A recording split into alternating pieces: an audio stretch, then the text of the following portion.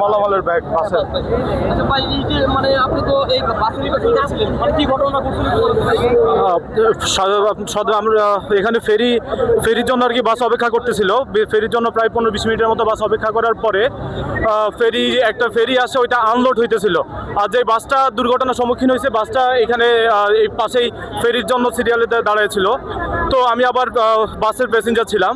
তো আমি হঠাৎ করে অনেক কিছুক্ষণ বসে থাকার কারণে, অস্থির লাগার কারণে আমি একটু নিচে নেমে দাঁড়াই। তো আমি নামার ঠিক 3-4 মিনিট পরেই দেখি যে বাসটা এখন ওইটা হেল্পার চালাইতেছিল নাকি বাসের ড্রাইভার চালাইতেছিল, এটা বলতে পারিনি। তো বাস দেখে আনুমানিক 25 থেকে 30 স্পিডে সোজা বরাবর এসে ডিরেক্টলি এসে নদীতে পড়ে গেল। ঈদের সময় পুরো বাসই লোড ছিল, একটা সিটও ফাঁকা ছিল না।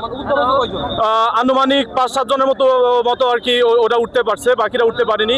আর আনুমানিক বাসের মধ্যে 8 থেকে 10 জনের মতো শিশু ছিল, আর পুরুষ মহিলা কয়েকটা লাশ অলরেডি নিয়ে গেল।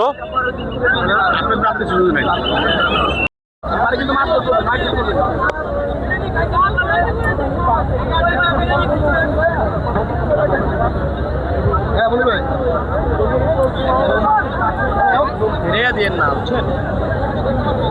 এই যে আমি কি করে এই যে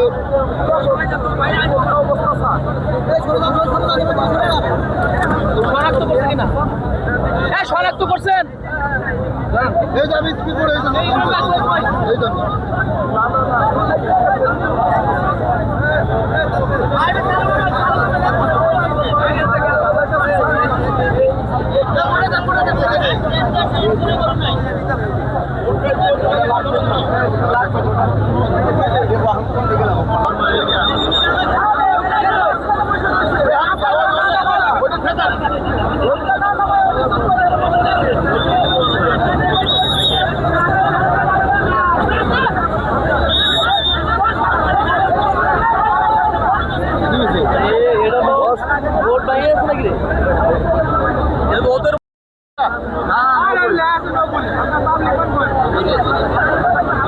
পাবলিকের না, নো পুলিশের।